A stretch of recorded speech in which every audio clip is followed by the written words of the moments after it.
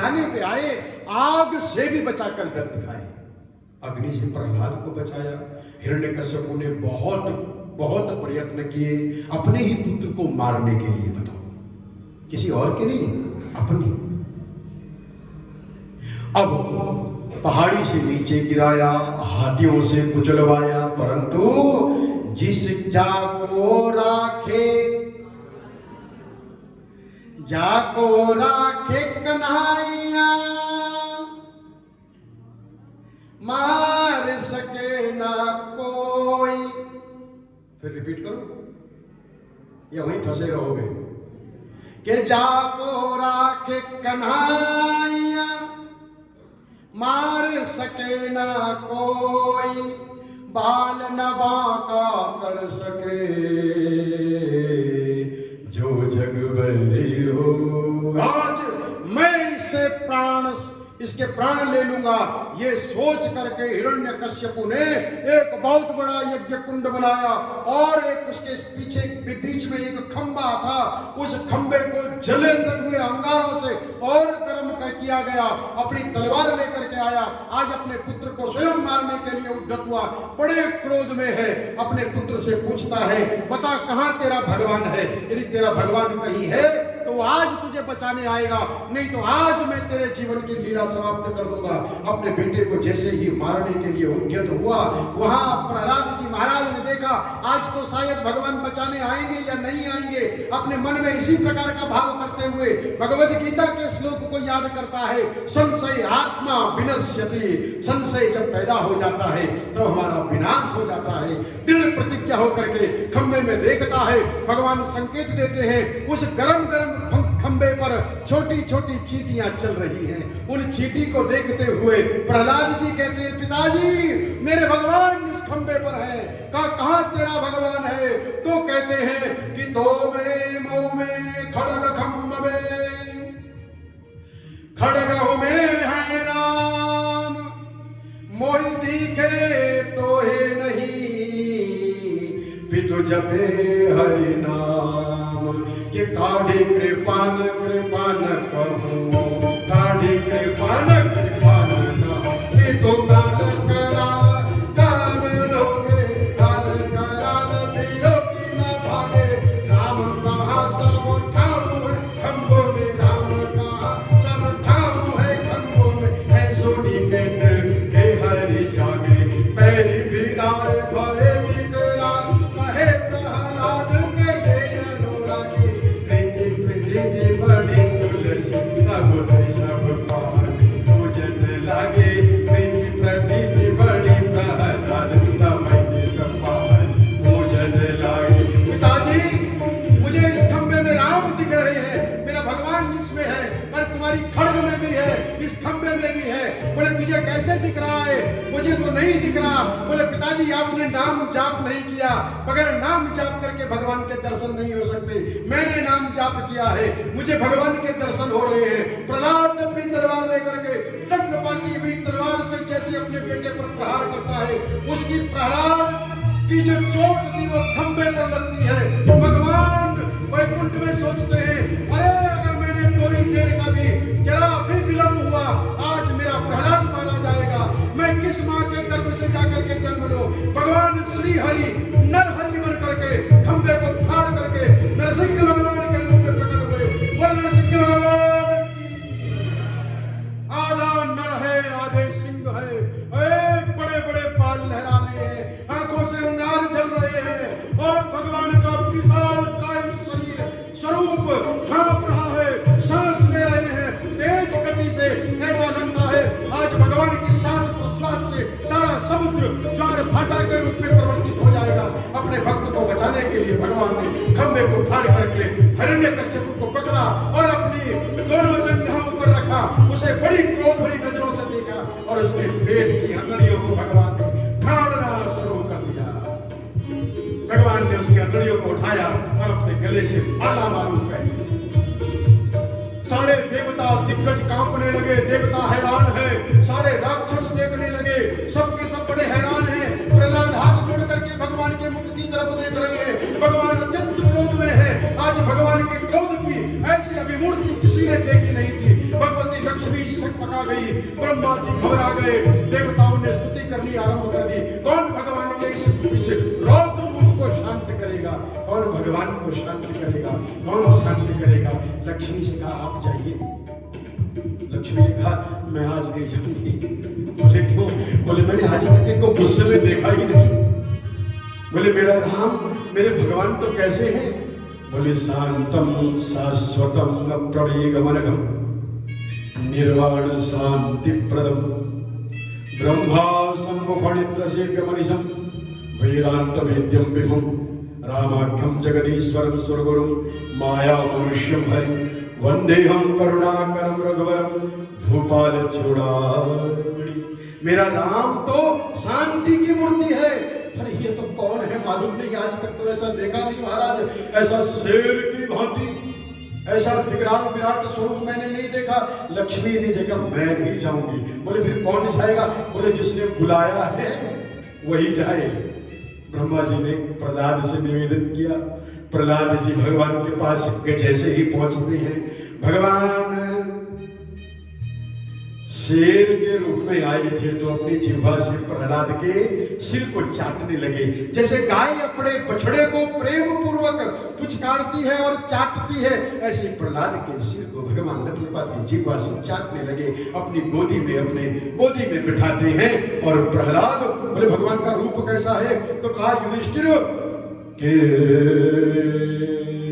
सदावधूता जलदाः परापुतं गृहास्य तद्दृष्टि विमुष्टिरोचिषः अम्भोदया श्वासहता विचक्षुः निर्ह्लादभीता दिग्वा विचक्षुः। अरे बोले भगवान के उस स्वरूप से तो बादल भी फट गए चारों तरफ से, तितर बितर होने लगे। ग्रहों का तेज फीका पड़ गया। ऐसे हमारे नरसिंह ग्रहों का तेज फीका पड़ गया, सूर्य का तेज फीका पड़ गया, श्वास के धक्के से समुद्र क्षुब्ध हो गया, सिंहनाद भयभीत दिग्गज चित्कारने लगे और गर्दन के बाल टकराकर देवताओं के विमान अस्त व्यस्त हो गए। जो अयाल भगवान के बालों की जो थी, उससे देवताओं के विमान भी इधर उधर भटकने लगे। परीक्षित जी को सुखदेव जी कहते हैं प्रहलाद को आगे भेजा गया और नरसिंह भगवान ने जब देखा कि बालक प्रहलाद मेरे चरणों में पड़ा हुआ है तो उठा करके अपनी गोद में रखा और अभयदान देने लगे। प्रहलाद जी हाथ जोड़ करके क्या कहते हैं कि ब्रह्मा दया सुरगणा मुनयोथ सिद्धा स्वत्वैकतानमतयो विचसां प्रवाहै नारादितुं पुरुगणे रघुवापि विप्रो किं तोष्टुमर्हति समे हरिरुग्रजाति।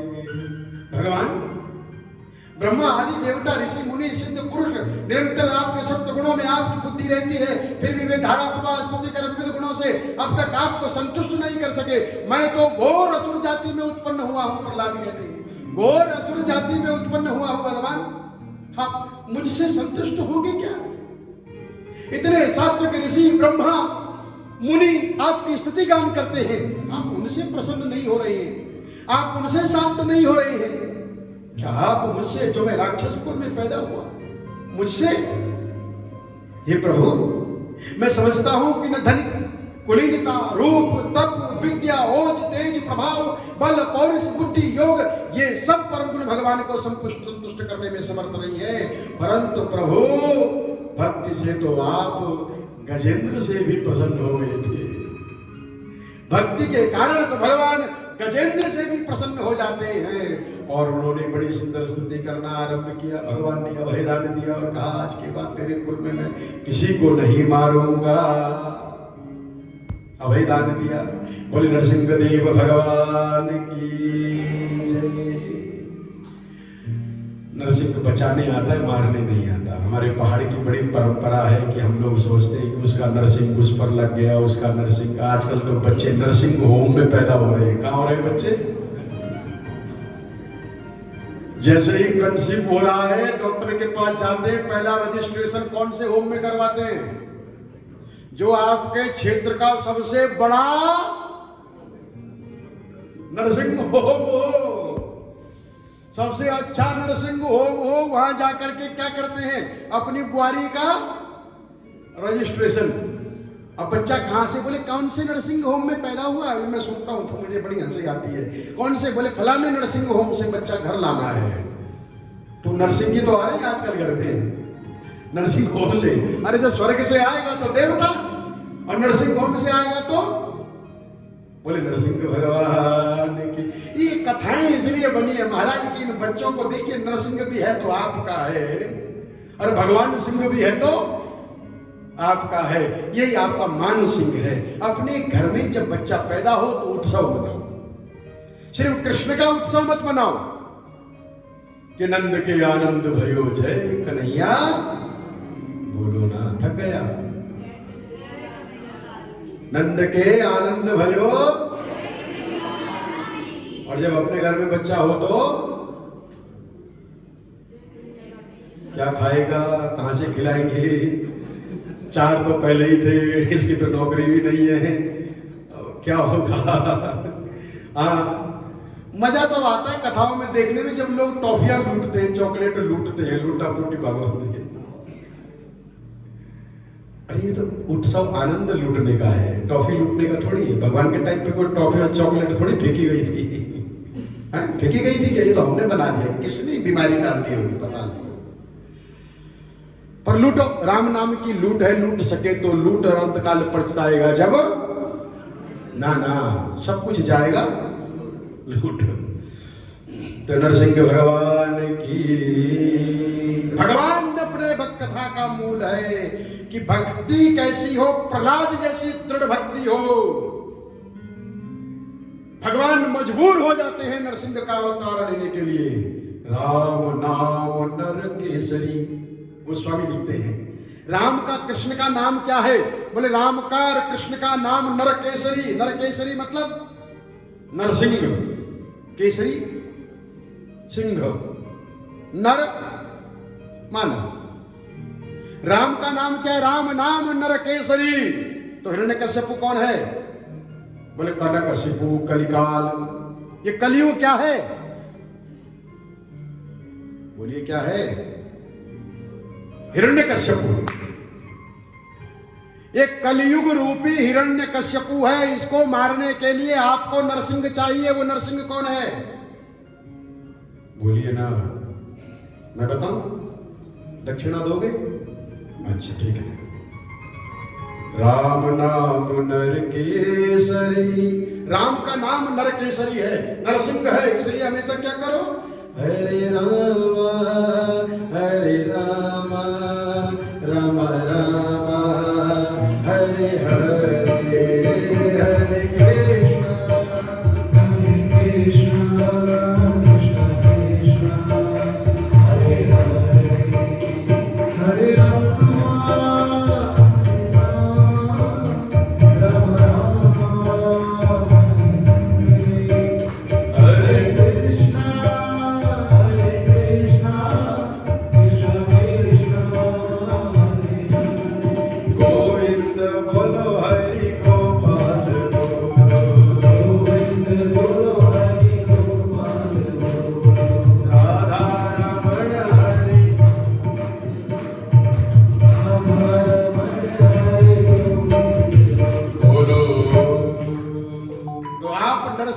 कर सकते हैं। नरसिंह कौन है, राम नाम नर केसरी, भगवान के नाम का जप नरसिंह है, जो हिरण्यकश्यपु रूपी कलियुग को मारने के लिए तैयार है। बोलो करोगे, नहीं करोगे, बिल्कुल नहीं करोगे, 100% नहीं करोगे, मुझे मालूम है। ये तो बस बोले शुरू करो अंताक्षरी लेकर हरि का नाम, और समय बिताने के लिए करना है कुछ, चलो आज का दिन बीत गया और क्या है। हाँ, बहेलिया आएगा, जाल बिछाएगा, दाना डालेगा, हम नहीं फंसेंगे, हम ये है ह्यूमन नेचर। पर चलो आप मानेंगे तो भगवान की कृपा आप पर सदा हो। स्त्री धर्म के बारे में बताया गया, सबसे ज्यादा आवश्यक है। स्त्रियों की बहुत बड़ी रिस्पॉन्सिबिलिटी है मेरी माताओं में, बहुत बड़ी रिस्पॉन्सिबिलिटी है आपकी। किसी ने बड़ा सुंदर कहा, अय कृष्ण मुरारी, अय कृष्ण मुरारी है पीतांबरधारी, कृपा हो तुम्हारी आधुनिक नारी बन जाऊं मैं, मॉडर्न वुमन। ऐ कृष्ण मुरारी है पीतांबरधारी, कृपा हो तुम्हारी आधुनिक नारी बन जाऊं मैं। और कैसा भी हो हस्बैंड ऐसा मैं लगाऊं बैंड, मर्जी हो सस्पेंड करके दिखाऊं मैं, आधुनिक नारी बन जाऊं मैं। आजकल ये तो चल रहा है बीमारी, कौन सी? सस्पेंड करने की, है ना? हस्बैंड। हस्बैंड बड़ा अच्छा होता है बेचारा, उसका नाम ही थोड़ा अंग्रेजी में बहुत अच्छा है, हस हंस बंद, हंस स्विच लगा हुआ है बस से, बेचारा थोड़ी देर के लिए हंसता फिर चुप है। क्यों हंस रहे हो? कभी घर में कभी देखो ना ऐसा हंस करके देखो, पत्नी पूछती है फिर बोले क्यों हंस रहे हो? लोग कहते हैं नहीं कुछ नहीं, ठीक है हंस। और स्त्रियों का बहुत बड़ा स्त्रीणाम च पति देवानाम तत्सुनो सानुकूलता तदवन्नुस्वनुवृत्तिश्च नित्यम तदव्रत धारणम। देखो, पति की सेवा करना, उसके अनुकूल रहना, संबंधियों को प्रसन्न रखना, नियमों की रक्षा करना और अपने पति को परमेश्वर मानना। अब आप बोलोगे ये तो एक साइड हो गया, अभी स्त्री धर्म बता रहे हैं, जब मनुष्य धर्म बताएंगे ना, पुरुष धर्म बताएंगे ना, पति धर्म, तब उनको भी यही बात बताई गई। इसलिए दोनों को कंपेयर कर देते ताकि टाइम बच जाए, है ना? यही गुण पति में भी होने चाहिए।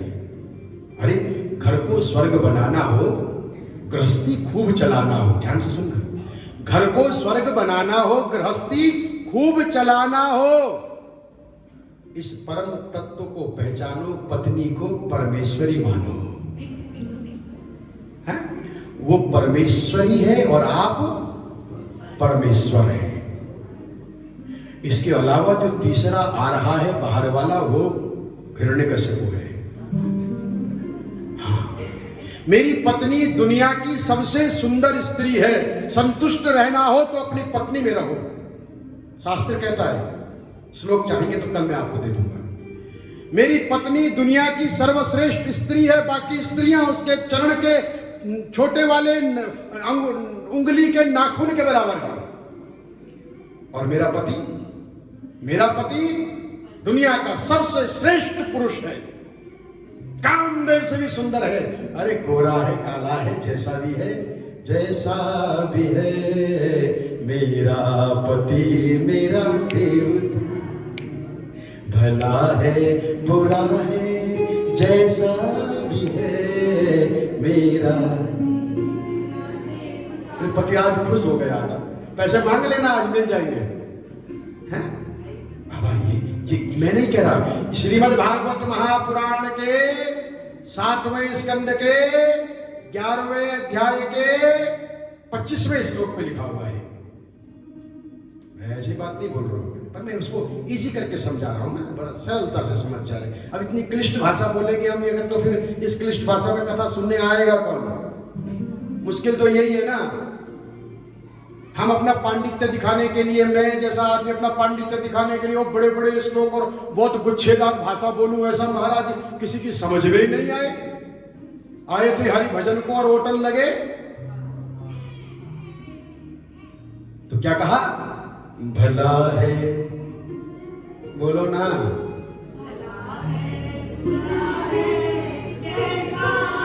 जैसा भी है। सचमुच में पति देव और पत्नी देवी है, ये दोनों को समझना पड़ेगा, तब स्त्री धर्म, तब गृहस्थ धर्म, तब गृहस्थ धर्म चलेगा। इस प्रकार से बताया गया 8वें स्कंद में। मनवंतरों की कथा आई, काल की गणना आई, ब्रह्मा का एक दिन एक कल्प, उसमें 14 मनु होते हैं। मनुओं के नामानुसार अलग अलग 14 मनमंत्रों का वर्णन भागवत जी ने है। इनमें एक मनवंतर में 71 चतुर्युगी सत्य, त्रेता, द्वापर, कलयुग का समय बीतता है, ऐसा टाइम कैलकुलेशन बताया गया है। अभी तक 6 मनवंतर बीत चुके हैं। वर्तमान में जो 7वां मनवंतर चल रहा है, जब हम संकल्प करते हैं तो पंडित जी सबसे पहले संकल्प में बोलते हैं वैवस्वत मनवंतरी। कौन सा मनवंतर चल रहा है? वैवस्वत मनवंतरी कलियुगी। कौन सा चरण चल रहा है कलियुग का? प्रथम चरणी, फर्स्ट पार्ट कलियुगी, कलि प्रथम चरणी। कौन से द्वीप में रहते हो? जम्बू द्वीपे। कौन से खंड में रहते हो? भारत खंडे, आर्यवर्तांतर्गत देशे, पुण्य भूमौ, षष्ठी संवत्सराणाम, 60 संवत्सरों में अमुक नाम संवत्सरी। ये पूरा एड्रेस देना पड़ता है संकल्प। लोग सोचते हैं 10 रुपए दे दिए तो संकल्प हो गया। ये संकल्प ही सारी एफिडेविट है। किसी काम को करने के लिए एक एफिडेविट देना पड़ता है ना? बोलिए हाँ या ना? वो एफिडेविट ही तो संकल्प है। जब पंडित जी आपके हाथ में थोड़ा जल रखते हैं, सृष्टि का जव रखते हैं, जवाब समय, माखा समय, तिला समय, मुद्रा समय, थोड़ा दुर्वा रखते हैं, जल दे करके, पुष्प लेकर के, चावल लेकर के, दक्षिणा रख करके बोले संकल्प, बोलो बोलो विष्णु विष्णु विष्णु हरि हरि नमः परमात्मने प्राण पुरुषोत्तम से विष्णु। किसकी आज्ञा से? प्राण पुरुषोत्तम से। बहुत समय लग जाएगा, कल इसमें चर्चा करेंगे अगर चाहोगे तो। संकल्प बहुत बड़ी चीज है। एक संकल्प और एक विकल्प। मनवंतर चल रहा है। मनवंतरों के नामकरण के अवतार लेने वाले मनु भगवान के नाम पर मनवंतर बनाया गया। उन्हीं की हम सब संतान हैं। दूसरे मनवंतर स्वारोचस मनवंतर हुए, जिनके अग्नि जिनके पुत्र थे। तीसरे उत्तम हुए प्रियव्रत जिनके पुत्र थे। और चौथे मनु का नाम तामस मनु है। 5वें हुए रेवत मनु, 6वें हुए चाक्षुष मनु, 7वें वर्तमान मनु। इस प्रकार से मनवंतरों की कथा बताई गई। सावर्णी मनवंतरो, दक्षावर्णी मनवंतरो, सावर्णी मनवंतरो, धर्म सावर्णी मनवंतरो, रुद्र सावर्णी मनवंतरो और देव सावर्णी मनवंतरो और इंद्र सावर्णी मनवंतरो। उसके बाद 8वें अध्याय में गजेंद्र मोक्ष की कथा आती है। त्रिकुट नामक पर्वत पर एक गजेंद्र रहा करता था, एक हाथी रहता था। गजेंद्र, गजों का राजा, हाथियों का राजा। हम लोग भी तो हाथी की तरह है महाराज, बड़े मत वाले हैं। बोले उसके साथ बहुत बड़ा परिवार था, बहुत सारी पत्नियां थी। कथा आप लोगों को याद है, बहुत सारी पत्नियां थी।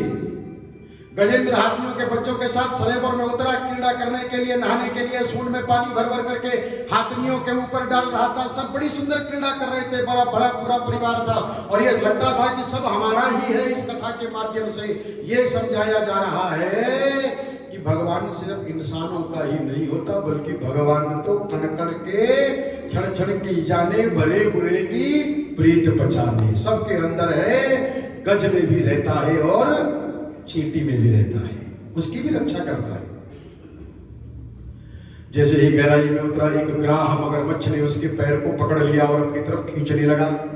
हाथी चिल्लाने लगा, अपनी पत्नियों को याद करने लगा, भाइयों को याद करने लगा, मित्रों को याद करने लगा, बच्चों को याद करने लगा और जिनके साथ मल्ल युद्ध करता था, जो हराने की ताकत रखते थे, उन सबको पुकारने लगा, मुझे बचाओ, मुझे बचाओ।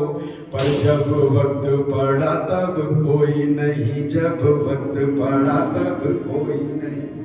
समय जब आता है महाराज तब कोई नहीं होता।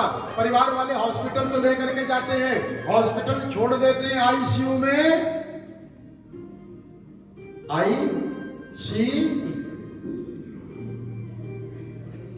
परिवार वाला कोई नहीं होता, सब बाहर होते हैं। और जो साथ में रहेंगे भी ना, वो 1 घंटे 2 घंटे बाद बोलते हैं जरा मैं टॉयलेट जा रहा हूँ। टॉयलेट गया, वहां से चाय पीने चला गया, रेस्टोरेंट में गया, कॉफी पी लिया, एक डोसे खा लिया, डोसे ढासे खा करके अपने आया, फिर बैठा, फिर बोला अच्छा शाम को तुम आना है।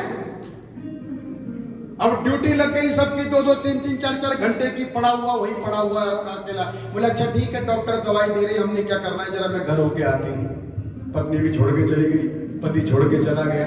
अब अकेला ही नाम जाप करना है। कथा का आशय यही है।